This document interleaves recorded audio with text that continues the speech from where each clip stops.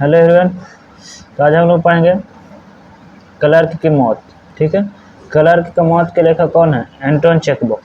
ठीक है, Anton Chekhov जो कि ये मैरिज प्रपोजल के लेखक भी हैं। ठीक है ना, वही एंटोन चेखोव के यहाँ पर भी है। ठीक है, जैसे कि आप देख सकते हैं एंटोन चेखोव। ठीक है, यहाँ पर आपको कुछ दूसरा पार्ट फोटो में दिखाया गया है और यहाँ पर आपको दूसरा फोटोग्राफ है। ठीक है, ये रूस के प्रसिद्ध नाटककार हैं, लघु कथा है एंटोन चेखोव, जिनका जन्म 1860-1904 हुआ। है ना, तो बिल्कुल सेम टू सेम वही है, इसलिए टेंशन नहीं लेना। आज इसको जीवन परिचय के बारे में जानना। ठीक है, कहता है एंटोन चेखोव। ठीक है, इनका जन्म 1860 में, निधन 1904 में था। ये रूसी कथाकार हैं, माने रूस के कथाकार हैं, नाटककार हैं। चेखोव की गिनती विश्व के सर्वकालिक महान लेखकों में की जाती है। विश्व में जितना प्रसिद्ध लेखक हैं उनमें से एक किया जाता है। उनका लेखन, शासन व्यवस्था, उनका तंत्र आत्मीयता को रेसे रेसे को उघाड़ता है, मतलब उनमें काफी लेखक के गुण समावेशित है। आम आदमी की निरुपया, उनकी लाचारगी रह रहकर उनके लेखक में उभरती है। और चेखोव की कला विडम्बनापूर्ण परिस्थितियों में फंसे व्यक्ति के करुण स्थितियों में ईमानदार सच प्रस्तुत करते। 21 प्रकार से कविता की रचना करते हैं। कवि के लिखते हैं कविता कहानी कि उसमें लगता है कि एकदम वास्तविकता नजर आ रही, कहानी में ऐसा लगेगा कि कुछ सामने से देख रहे हैं। ठीक है ना, और इसके साथ महान रूसी कथाकार लियो टोल्स्टॉय, जो लियो टोल्स्टॉय हैं, है ना, रूस के, वो भी बहुत बड़े प्रसिद्ध हैं। उन्होंने इनके बारे में कहा है कि चेखोव एक अतुलनीय कलाकार है ना। एंटोन चेखोव जैसे कैसा कलाकार है? अतुलनीय, इनका जैसा कोई भी नहीं है। उनकी रचनाओं में यह गुण बोधमय भावनाओं के निकट है, न केवल प्रत्यक्ष रूसी के लिए बल्कि प्रत्येक मानव के लिए। इनका भावना कुछ इस प्रकार से रचना रहती है ना, जो कि सबसे अलग प्रकार का होता है। ठीक है, तो यहाँ पर भी एक पाठ हम लोग पढ़ना है जिसका नाम है क्लर्क की मौत। ठीक है ना, तो चलिए इसका हम एक्सप्लेनेशन करते हैं। कहानी में है, कहता एक सुंदर रात को क्लर्क इवान दमित्री चेरवेकोव अव्वल दर्जे की दूसरी पंक्ति में बैठकर दूरबीन की मदद से लेक्लेचेंस द केरविल के आनंद ले रहे थे। है ना, ये क्या कर रहे थे? तो क्लर्क जी, जिनका नाम क्या बताया गया यहाँ पर? तो क्लर्क जी का नाम बताया गया है इवान, है ना, थोड़ा सा स्केल छोटा कर लेते हैं, इवान दिमित्रिव चेरवेकोव अव्वल। ठीक है ना, इतना ही नाम है, दिमित्रिव चेरकोव। अव्वल दर्जे की दूसरे पंक्ति में बैठ करके, उनके सबसे आगे वाला में दूसरा लाइन में बैठ करके और दूरबीन से काजी कर रहे थे, तो कर्नाविल का आनंद ले रहे थे। है ना, वह खेल खेल रहा था, वह खेल देख रहा था और वह अपनी सबसे सुखी मनुष्य समझ रहा था। खेल देख रहे थे, अपने आप को खुशी समझ रहे थे, अच्छा लग रहा था उनको। जब एकाएक कहानियों में एकाएक एक घिसा पिटा शब्द हो गया, किंतु लेखक सही है, जिंदगी अचंभों से भरी है। मतलब कि कहानी में कुछ दृश्य चेंज होता है, अलग तरह से दृश्य आता है ना, तो यहाँ पर लेकिन घिसा पिटा शब्द का उपयोग होता है। तो लेखक को लगता है कि लेखक सही, और इसमें शब्द क्या चाहिए कि जिंदगी अचंभों से भरी है, तरह तरह की चीजों से। यो एकाएक उसका चेहरा सिकुड़ गया, उसकी आंखें आसमान की ओर चढ़ गई और वही सांस रुक गई। मतलब कुछ दृश्य में देखते समय, है ना, उनको कुछ अजब सा फील होने लगा। वो आंखों से दूरबीन हटाकर अपने स्थान पर दोहरा हो गए और डॉट डॉट डॉट, है ना, मतलब कि थोड़ा सा गजब पर करके फिर उनको आया कची छी आछी। कहने का मतलब है कि उसे छींक आई, उन्हें कुछ आया, छींक आया। यूं तो हर किसी को जहां चाहे छींकने का हक है। किसान, थाने का दरोगा, यहाँ तक कि प्रीवी काउंसिल मेंबर तक छींकते हैं। हर कोई छींकता है, हर कोई, है ना, सब कोई आदमी जो कजी करता है, छींकता है, छींकता है कि नहीं। किसान भी छींकता है, दरोगा भी छींकता है, कोई भी आदमी छींक देता है, नहीं छींकता। लेकिन दिमित्रिव चेरकोव जो थे, उनको कोई झेप नहीं लगी। रुमाल से उसने अपनी नाक पोंछी और एक विशिष्ट व्यक्ति होते हुए अपने चारों ओर देखा, तो कहीं उसे छींक से किसी को असुविधा तो नहीं हुई। तभी वह सचमुच छेप गया, क्योंकि उसे एक वृद्ध व्यक्ति को पहली पंक्ति में ठीक आगे बैठा हुआ देखा, जो गंजी, खोपड़ी और गर्दन के दस्ताने पोंछ रहा था। है ना, तो वो लेखक देखे, वो आदमी देखे कि कहीं कोई हमारे छींक के वजह से परेशान तो नहीं ना हुआ, है ना। तो देख रहे थे सब जगह, तो देख रहा है, इनको पता चला कोई भी नहीं, लेकिन एक गंजा व्यक्ति जो था उनको इनके छींक से प्रभावित होने को मिला, मतलब कि छींक से परेशान होने को देखने को मिला। और कुछ बड़बड़ाता जा रहा था। वो गंजा आदमी कैसे जा रहा था, बड़बड़ाता जा रहा था, अर्थात लग रहा था ऐसा कि इनके छींकने में से। चेयर बेब को उस बूढ़े को पहचान लिया और वह यातायात मंत्रालय का सिविल जनरल ब्रिजालोव था, है ना। देखो ये कौन था, ये चेरेवकोव जो है, जो छीके हैं, है ना, उन्होंने पहचान लिया कि बूढ़ा कौन है। तो यातायात मंत्रालय का, परिवहन विभाग के, ठीक है, क्या है, तो सिविल जनरल है, जिनका नाम है ब्रिजालोव। रूस के आदमी हैं, इनका नाम थोड़ा सा विचित्र हो सकता है, भारतीय नाम की तरह तो हो नहीं सकता। आगे के दृश्य में कहता है मैंने उस पर ऊपर छीका है ना, मैंने उसके ऊपर छिपा है। चेयर बेव ने सोचा है, चेयर वो का सोचे जिनको छीका था, है ना, कि हम उनको ऊपर का कर दिए हैं, छीक दिए हैं, ठीक है। वह मेरे अफसर नहीं है, यह सही है, किंतु तब तक यह कितना भद्दा, मुझे माफी मांगनी चाहिए। काजी सोचते हैं चेरेवकोव, है ना, चेरेवकोव सोचते हैं कि हम बहुत गलत किए हैं, नहीं है, क्या किए हैं कि हम छींक दिए हैं किनको पर, तो यातायात के मंत्री जिन पर, हालांकि वो हमारे मंत्री तो नहीं है, लेकिन फिर भी हम गलत कर दिए, है ना, मुझे माफी मांगनी चाहिए। क्या करना चाहिए। हल्के से खांस कर चेरेवकोव आगे झुका और जनरल के कान में फुसफुसाया, मैं क्षमा प्रार्थी हूँ महानुभाव, मैं छीका था, मेरा मतलब यह नहीं था कि, है ना, आपको क्या डिस्टर्ब, इस तरह से मतलब कि माफी मांगते हैं कि, तो चेरेवकोव किनसे, तो ब्रिजालोव से, है ना, जो कि यातायात के कच्चे हैं, जनरल है। फिर कहते हैं वो को बोलते हैं, कौन बोलते हैं, ब्रिजालोव, अजी कोई बात नहीं, है ना, ब्रिजालोव क्या बोलता है, अजी कोई बात नहीं, ठीक ना। तो फिर बोलते हैं, कौन बोलते हैं, चेरेवकोव, कृपया मुझे क्षमा कर दें, है ना, मैंने ये जानबूझ के तो नहीं किया, यह जानबूझ कर नहीं हुआ था, ठीक ना। तो फिर बोलते हैं कौन, ब्रिजालोव, क्या तुम चुप नहीं रह सकते, मुझे सुनने दो, है ना। जब कोई देख रहा था, आनंद ले रहा था टीवी का, आगे वाले सीट पे बैठ करके फिल्म के वाचिंग कर रहा था, है ना, तो वहाँ पे कहते हैं कि अच्छा ठीक है मैंने माफ कर दिया, जाओ, है ना। लेकिन ये जैसे चेरेवकोव कह रहे थे कि नहीं मुझे माफ कर दिए, है ना, मुझसे गलती हो गई। आए के दृश्य में कहता है कुछ घबराया हुआ चेरेवकोव छेप में मुस्कुराया और खेल की तरफ मन लगाने की कोशिश की। वह खेल देख रहा था, है ना। चेरेवकोव का क्या, फिर कुछ घबरा कि हो लगता है माफ नहीं किए, है ना, और फिर घबरा कर फिर खेल देखने में मगन हो गए, किंतु उसे आनंद नहीं आ रहा था, बेचैनी उसे पीछा नहीं छोड़ रही थी। मध्यांतर वह ब्रिजालोव के पास पहुंचा, थोड़ी देर बाद के लिए उसके आसपास घूमा फिरा और फिर साहब से बटोरकर मिनमिनाया, मतलब कि उन्हें चैन नहीं आया कि लगता है कि हमको माफ नहीं किए हो। फिर दोपहरिया में मिले उनसे और कहें कि माफ कर दीजिए ना, गलती से हो गया था, है ना, इस तरह से कह के मुनादी के, हुजूर मैं आपके ऊपर छींक दिया, मुझे माफ करें, आप जानते हैं मेरा यह मतलब नहीं था कि हम आपको डिस्टर्ब करें, ठीक ना।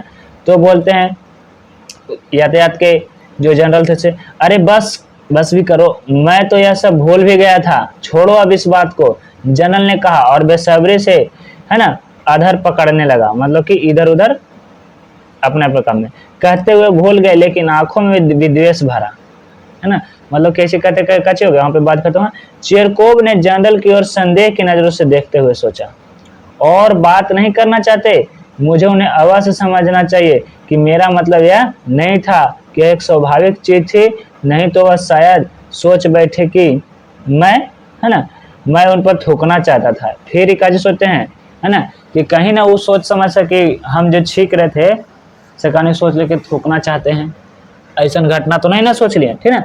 लेकिन मेरा मतलब यह नहीं था, छींक जो है स्वाभाविक से छींक आता है, आप भले ऐसा ना सोचे लेकिन बाद में शायद सोचने लगे, है ना, कहते हैं कि शायद आप अभी नहीं सोच लेकिन बाद में कहने से सोचने लगे। घर पहुंचकर चेरेवकोव ने अपनी पत्नी को उसने अभद्र व्यवहार के बारे में बताया। जब यातायात के मंत्री जनरल जो थे, है ना, वो भी वहां से चल गए और चेरेवकोव भी चल गए, तो चेरेवकोव जो है अपने घर पहुंचे, ठीक है, परेशान थे कि हम छींक दिए उनके ऊपर, है ना, डिस्टर्ब हो गए। या करके अपनी पत्नी को बताया और उसे लगा कि उसकी बीवी इस घटना की बात बड़ी बेपरवाही से सुनी, और ऐसा लगा इसको, किसको, तो चेरेवकोव को, कि हम जो बात बोलो पत्नी ध्यान से नहीं सुनी, लापरवाही कर दे, ठीक है। बस वह सहम हो गई, यह सुनकर वह ब्रिजालोव पर आया अवसर है निश्चिंत से हो गई, ठीक ना। मतलब कि क्या सोचे कि ब्रिजालोवा जो है से कचे, ब्रिजालोव जो है बहुत पराया आदमी है, उसको लेकर कोई उतना ज्यादा बातचीत नहीं की। लेकिन मेरा ख्याल है कि तुम जाकर माफी मांग लेनी चाहिए। और उसने ध्यान नहीं दिया, जबकि माफी मांग चुका था, फिर भी कहा चाहिए जाकर माफी मांग चाहिए। उसने कहा नहीं तो वह सोचें कि मैं तुम्हें भले आदमियों के बैठने के सहूर नहीं है। नहीं तो काची उसकी पत्नी काची समझाई कि नहीं तो फिर तुम आपके बारे में वो ऐसा सोचेंगे कि शायद आपको भले आदमी के बीच बैठने का कोई सहूर नहीं है ना, कहीं पर भी छींक देते हो। इस तरह से बोल दी उसकी पत्नी कि जाइए उसको से काजी कर लीजिए, माफी मांग ली। यही तो मैंने माफी मांगने की कोशिश की थी, पर इसका ढंग ऐसा अजीब था कि कोई कायदे से बात ही नहीं की, फिर वहां करने का मौका ही नहीं था।